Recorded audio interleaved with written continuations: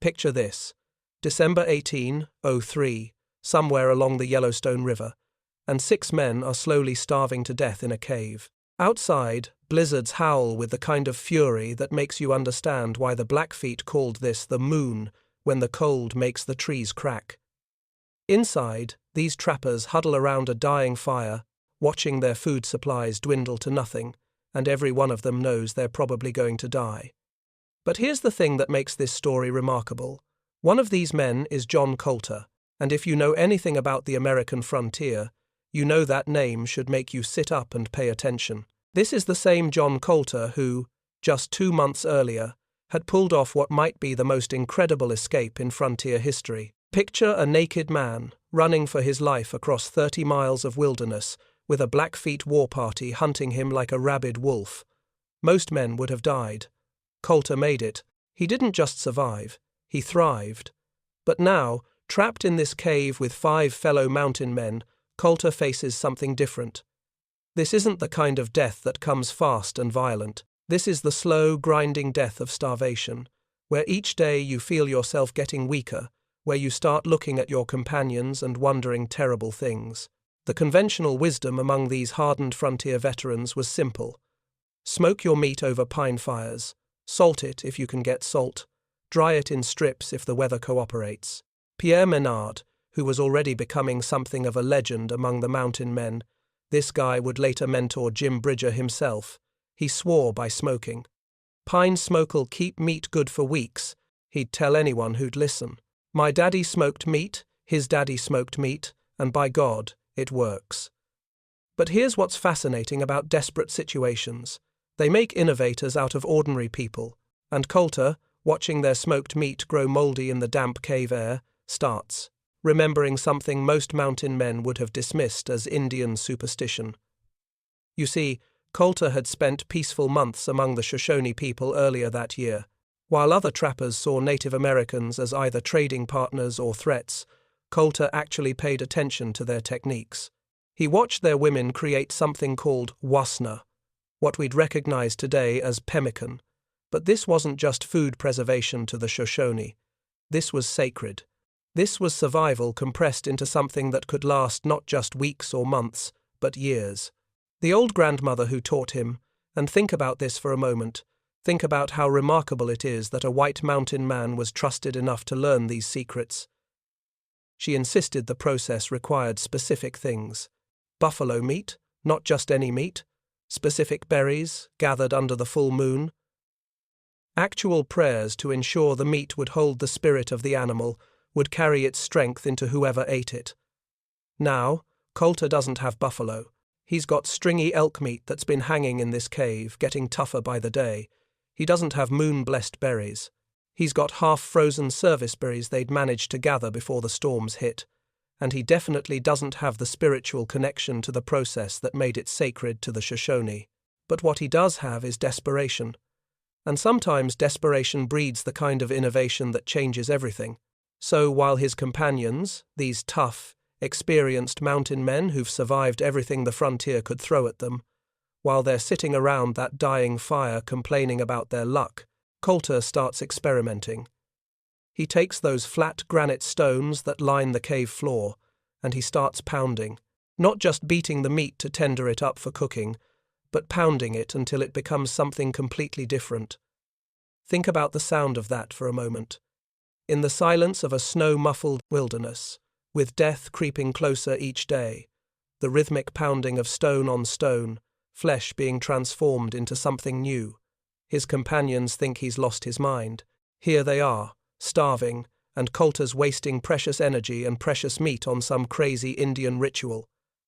But Colter remembers that ratio the grandmother taught him, 5 parts meat to 1 part fruit. Except he doesn't have enough fruit. He's working with maybe half what the traditional recipe called for. So, he improvises. He crushes those service berries. And let me tell you, crushing frozen berries with a rock is not easy work, and mixes them in at whatever ratio his meager supplies allow. And then comes the most crucial innovation, the one that probably saved their lives. The Shoshone used buffalo fat, but Colter's looking at elk bones, and he has a flash of inspiration. He starts rendering every scrap of marrow from those bones. Every single bit.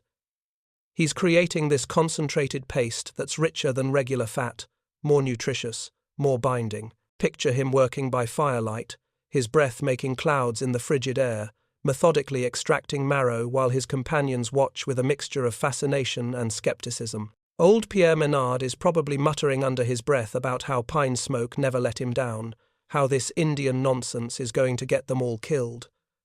But then something remarkable happens. Coulter forms his first experimental cakes, these dense, dark rectangles that look like nothing any of them have ever seen before. He sets them in the cave's air currents, where the cold is constant but not quite freezing, where air moves just enough to carry moisture away. 3 days. That's all it takes. 3 days, and while their precious smoked meat is growing fuzzy with mold in the damp cave air, Coulter's experimental pemmican cakes remain stable. Not just edible, actually good. Dense with nutrition, concentrated energy that fills your belly and keeps you going. Imagine the moment when those hardened mountain men realized what they were looking at. This wasn't just preserved meat, this was survival itself, compressed into a form that could last indefinitely. This was the difference between life and death, between making it through the winter and becoming another cautionary tale told around campfires. But here's what makes this story even more incredible.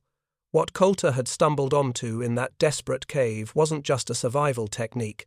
He'd accidentally discovered something that would reshape the entire economic structure of the American frontier, something that would enable expeditions to reach places they'd never dreamed of, that would make the difference in wars, that would literally fuel the expansion of a continent. And none of them knew it yet. They just knew they weren't going to starve to death in that cave. But word was about to spread through the Mountain Man network like wildfire, and by the next summer's rendezvous, everyone would want to know about Coulter's impossible trick. News travels fast in the mountains, but not the way you might think. There's no telegraph lines strung between pine trees, no newspapers delivered by mule train. Information moves through the frontier like water finding its level, slowly at first, then all at once when it hits the right channels.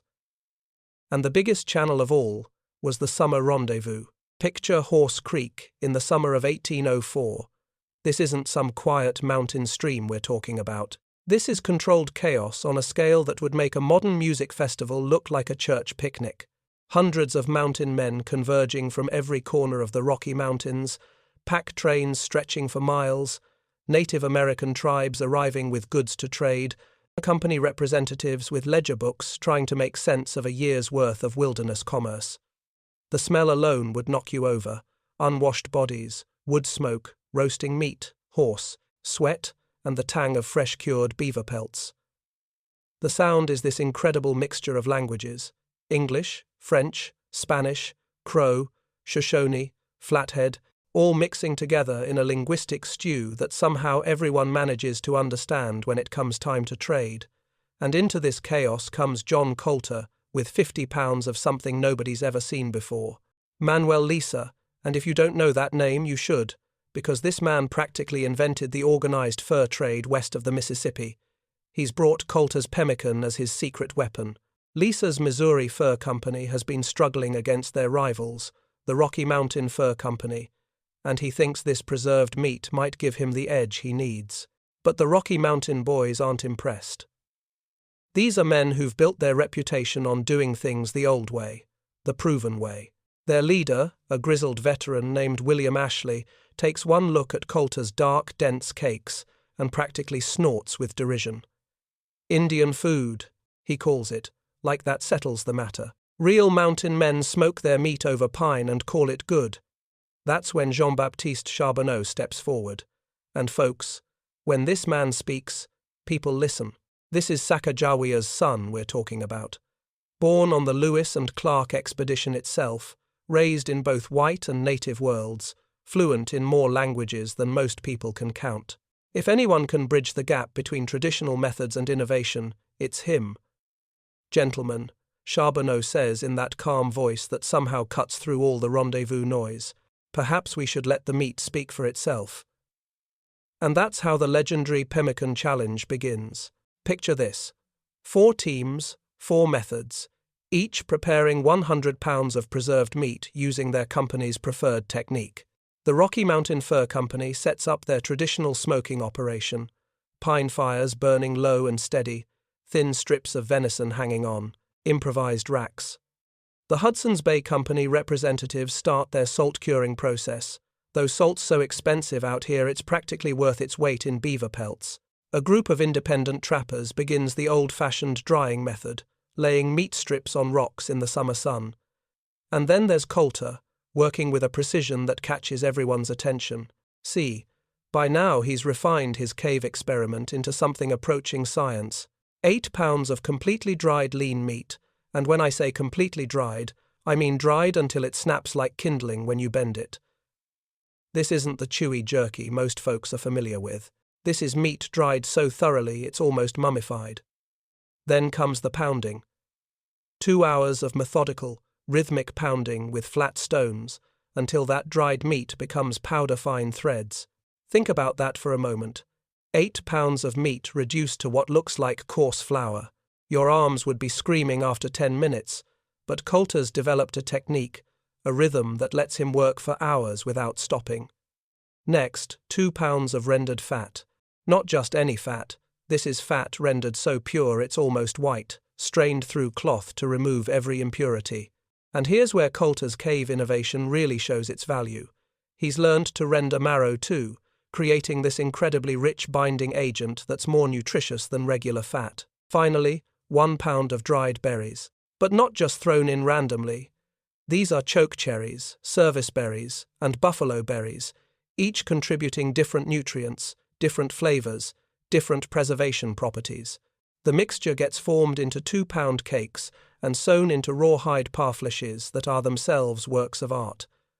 The demonstration becomes frontier theatre. Hundreds of people gathered around, watching these different preservation methods like they're watching gladiators in an arena. Women from various tribes, Crow, Shoshone, Flathead, they're watching too, and you can see recognition in their eyes. They know this technique. This is their Wasna. But they're marveling at Coulter's adaptations, his innovations for different meats and local berries. When the testing begins, the results are undeniable. The smoked meat tastes great fresh, but after a week in summer heat, it's starting to turn. The salt-cured meat lasts longer, but requires so much salt it's economically impractical. The sun-dried strips are lightweight but brittle, breaking apart in transport. Coulter's pemmican? It weighs 1/5 of the original meat but contains more calories than any other method. More importantly, it's stable. Completely stable. You could drop it in a river, leave it in the sun, pack it in snow. It doesn't matter. This stuff is practically indestructible. But here's what really gets everyone's attention. The economics. John McLaughlin, the Hudson's Bay Company factor who's known for his mathematical precision, starts doing calculations right there in the dirt with a stick. A trapper carrying 30 pounds of pemmican can survive 2 months in the wilderness. The same weight of jerky lasts 3 weeks, maybe 4 if you're lucky. Think about what that means for trap lines. Think about what that means for exploration. Suddenly, territories that were impossible to reach because of supply logistics become accessible. Streams that were too far from established posts become profitable. The entire map of the American frontier just expanded by 300 miles in every direction. By autumn, representatives from every major fur company are seeking out Coulter, offering him partnerships, exclusive deals, anything to get access to his knowledge. And here's something beautiful about this story. Coulter shares it all. He understands that widespread adoption doesn't hurt him. It helps everyone. The more trappers who know how to make pemmican, the fewer trappers who starve to death in winter caves. The Missouri River posts start keeping records, and the numbers are staggering. Within 2 years, winter starvation deaths drop by 70%. 70%. That's not just statistics. That's hundreds of lives saved, hundreds of families who don't lose fathers and sons to the wilderness. But the real transformation isn't just individual survival. It's what happens when you suddenly have reliable, portable nutrition that can sustain expeditions for months. It's what happens when the basic logistics of frontier life fundamentally change. Because what Coulter has created isn't just preserved meat. He's created the fuel for empire. By 1810, something extraordinary has happened. What started as one desperate mountain man's survival trick in a freezing cave has become the backbone of an industrial operation that spans half a continent. The Hudson's Bay Company. And we're talking about one of the most powerful commercial enterprises in the world at this point. They've taken Coulter's innovation and scaled it up in ways that would make a modern factory manager weep with envy. Fort Garry becomes the epicenter of this transformation. And folks, what's happening there is nothing short of revolutionary. Picture this massive operation. 2,000 buffalo brought in during the summer hunt alone. 2,000. That's not hunting. That's industrial harvesting on a scale that dwarfs anything Europeans have ever seen. But here's what makes it truly remarkable. It's not just about the scale. It's about the precision, the organization, the way different cultures have merged their knowledge to create something entirely new. Marie-Anne Lagimodière oversees the operation, and this woman deserves to be remembered as one of the great industrial pioneers of North America. She's the grandmother of Louis Riel, but right now she's running production lines that would make Henry Ford jealous. We're talking about armies of women, French-Canadian, Cree, Ojibwe, working in vast pemmican, factories where 1,000 pounds of finished product emerges every single day. Think about that for a moment. 1,000 pounds per day. That's enough concentrated nutrition to keep 500 men alive for a month, every day, day after day throughout the summer season. And they've developed quality control systems that would impress modern manufacturers. Officers' grade pemmican includes cranberries and maple sugar. This is the premium product, rich and flavorful, designed for company executives and important clients. Voyager Standard uses the basic ingredients Coulter developed, optimized for the working men who paddle the canoe brigades across impossible distances. Emergency Reserve maximizes preservation over taste. This is survival food, pure and simple, designed to last years if necessary. Each batch gets stamped with quality grades, tracked in ledger books, stored in specially designed warehouses that maintain optimal temperature and humidity. This isn't frontier improvisation anymore. This is industrial precision applied to an ancient preservation technique. But success breeds conflict, and by 1814, pemmican has become so valuable that men are willing to kill for it. The Pemmican Wars, and yes, they actually called them that, erupt when the Northwest Company decides they can't let Hudson's Bay control this crucial resource. Picture armed raiders descending on Hudson's Bay pemmican supplies at Seven Oaks like pirates attacking a treasure ship, except the treasure isn't gold or silver. It's concentrated nutrition that means the difference between successful expeditions and catastrophic failure. 21 men die in what becomes known as the Battle of the Pemmican Supplies. 21. Men shooting and stabbing each other over preserved meat. That might sound absurd until you understand the economics involved. Governor Miles McDonnell issues the Pemmican Proclamation. And folks, this is one of those historical documents that reveals how completely the economic landscape has changed. He's prohibiting the export of preserved meat from Assiniboia, essentially declaring pemmican a strategic resource under government control. The Métis hunters explode in fury. These are people who've built their entire economy around pemmican trading, who see it as their birthright, their cultural heritage transformed into commercial success. Led by Cuthbert Grant, they organize armed resistance that makes the frontier run red with blood. But here's what the Pemmican Wars really reveal: how completely the entire infrastructure of North American exploration and commerce has come to depend on this one preserved meat. Without pemmican, no brigade can reach the Athabasca country. Without pemmican, no expedition can map the Arctic. Without pemmican, no trading post can survive the winter. The strategic implications multiply as American expansion accelerates. Lewis and Clark's successful return, aided by pemmican caches they'd established on their outbound journey, encourages countless others to attempt similar expeditions. John Jacob Astor's Pacific Fur Company provisions entirely with pemmican for their overland expedition to establish Astoria on the Pacific coast. Think about what this means. You've got American entrepreneurs looking at a map of the continent and saying, "We can reach the Pacific Ocean overland. Not because transportation technology has improved, not because they've developed better weapons or navigation tools, but because they have reliable, portable nutrition that can sustain men for months in absolute wilderness. Jim Beckwourth discovers South Pass in 1824, and that discovery becomes the key to the Oregon Trail, the route that hundreds of thousands of settlers will follow westward. But Beckwourth's expedition succeeds primarily because they're carrying pemmican. They can range far from established supply lines, explore territory that would have been impossible to reach with traditional preserved foods. The military applications become obvious to anyone paying attention. Colonel Henry Leavenworth's 1823 campaign against the Arikara succeeds largely because his troops carry pemmican, while their enemies rely on vulnerable supply lines. When you can feed your army from portable rations that don't spoil, that don't require constant resupply, you have a strategic advantage that can determine the outcome of entire campaigns. By 1825, West Point is including pemmican logistics in officer training. Think about that.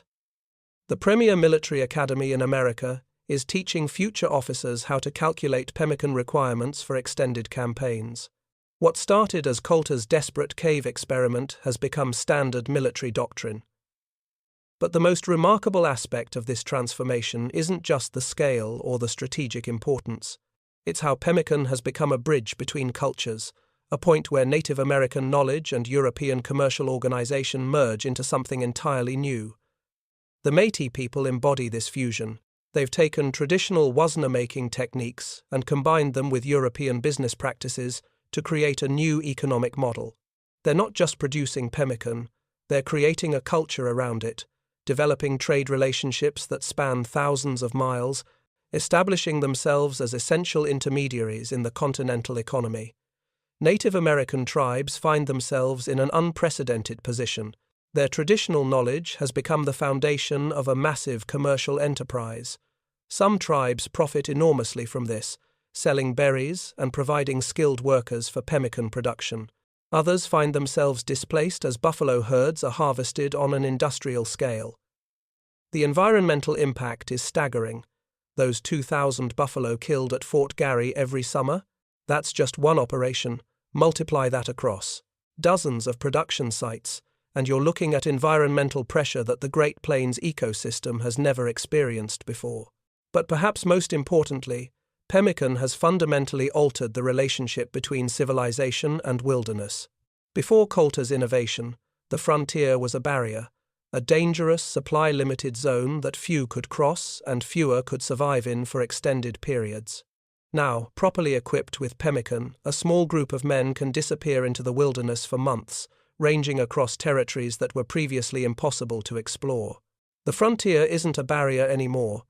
It's become navigable, explorable, conquerable. And that transformation is about to unleash forces that will reshape an entire continent. The 1849 California Gold Rush becomes the ultimate stress test for everything John Coulter learned in that freezing cave 46 years earlier. Picture this: 100,000 people, farmers, merchants, dreamers, desperate men willing to risk everything, streaming westward toward the promise of instant wealth. And most of them have absolutely no idea how to survive the journey. This is where entrepreneurial genius meets historical necessity. Ezra Meeker, a sharp-eyed businessman in Independence, Missouri, recognizes opportunity when he sees it.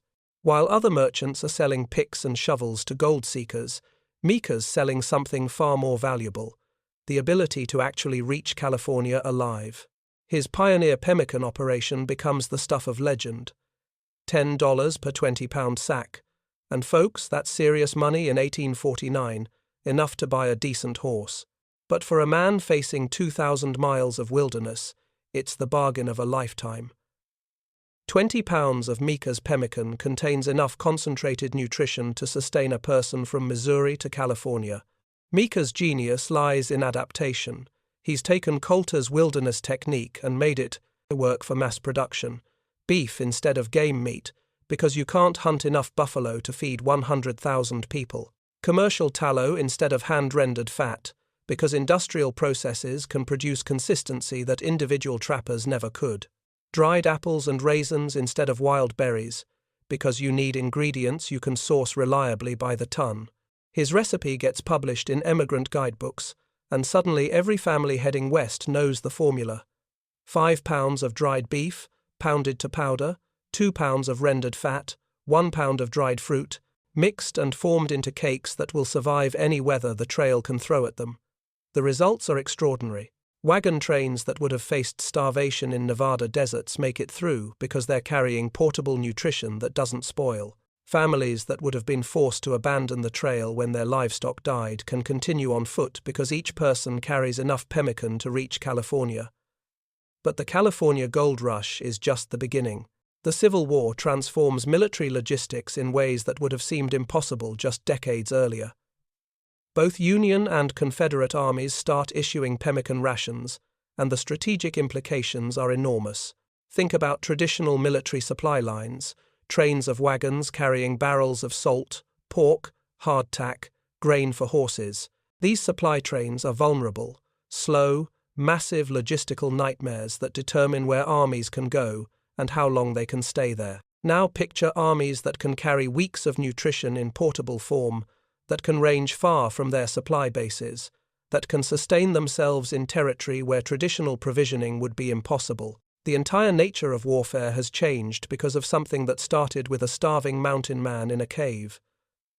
Dr. Elisha Kent Kane's 1853 Arctic expedition proves pemmican's value in the most extreme conditions imaginable. When their ship becomes icebound in the polar ice, Kane's crew survives 2 years, 2 years, on cached pemmican. Think about that, 2 years in the Arctic, where traditional preserved foods would have failed within months. Kane's journals describe pemmican as the most concentrated form of human sustenance ever devised, and he's not exaggerating. In conditions where every ounce matters, where the difference between survival and death comes down to how much nutrition you can carry, nothing else comes close. Admiral Robert Peary takes this lesson to heart. His 1909 conquest of the North Pole depends entirely on what he calls Peary pemmican. Coulter's original recipe refined with Inuit additions of seal blubber. The fat content is so high it remains workable even at 40 degrees below zero. Each pound contains more than 4,000 calories of readily digestible energy. But perhaps the most incredible test comes with Ernest Shackleton's 1914 Antarctic expedition. When the Endurance gets crushed by ice, 28 men find themselves stranded on ice floes with nothing but the supplies they can salvage. For months, their primary nutrition comes from pemmican caches. Without Coulter's innovation, refined over more than a century, the entire crew would have perished. The modern echoes of this story resonate everywhere, though most people don't recognize the connection. NASA includes pemmican-derived foods in early space missions because you need maximum nutrition in minimum weight when every ounce costs thousands of dollars to put into orbit. The principle is identical: concentrated, stable, portable energy for extreme environments. Native American communities are reclaiming traditional wasna making, but now it's about cultural preservation as much as nutrition. The Lakota Nation's Buffalo Harvest Program teaches young people the sacred aspects that Coulter respectfully observed all those years ago. They understand that this isn't just food preservation, it's maintaining connection to ancestral wisdom, to the spiritual relationship between hunter and hunted. Ultramarathon runners rediscover pemmican as optimal endurance fuel. When you're running 100 miles through mountain wilderness, you need nutrition that's instantly digestible, that won't cause stomach problems, that provides sustained energy for hours. Modern sports science keeps coming back to principles that Native Americans understood centuries ago. Special Forces units carry modern versions in survival kits. The recipe has been refined with freeze-drying technology and synthetic preservatives, but the core concept remains unchanged: maximum nutrition, minimum weight, indefinite storage life. There's even a restaurant in Winnipeg called the Pemmican Proclamation that serves historical recipes alongside contemporary interpretations. Diners can taste the same concentrated meat cakes that fueled Arctic expeditions, that sustained wagon trains across the Oregon Trail, that kept armies fighting in the Civil War. But here's what makes this story truly remarkable.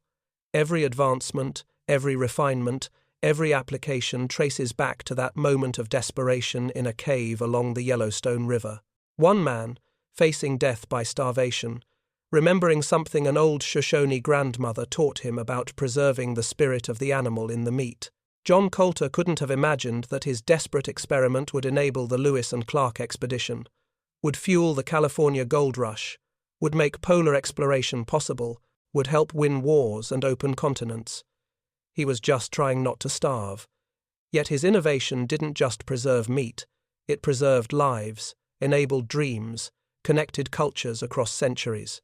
From Native American wisdom to space exploration, from frontier survival to modern athletics, the thread runs unbroken. Each bite of modern energy food carries the weight of that history. Indigenous knowledge, frontier innovation, and human determination compressed into portable survival. The next time you tear open an energy bar or pack trail mix for a hiking trip, remember John Colter in that frozen cave, pounding elk meat with granite stones while his companions thought he'd lost his mind.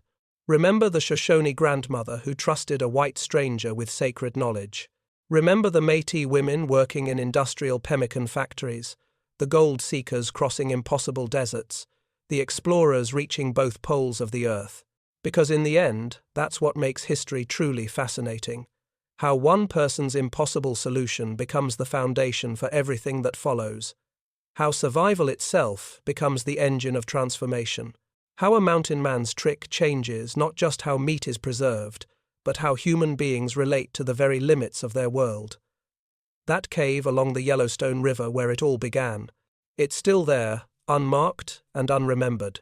But every time someone pushes beyond the known boundaries of human endurance, they're carrying a piece of what John Colter discovered in that desperate winter of 1803. The trick that seemed impossible became the key to everything.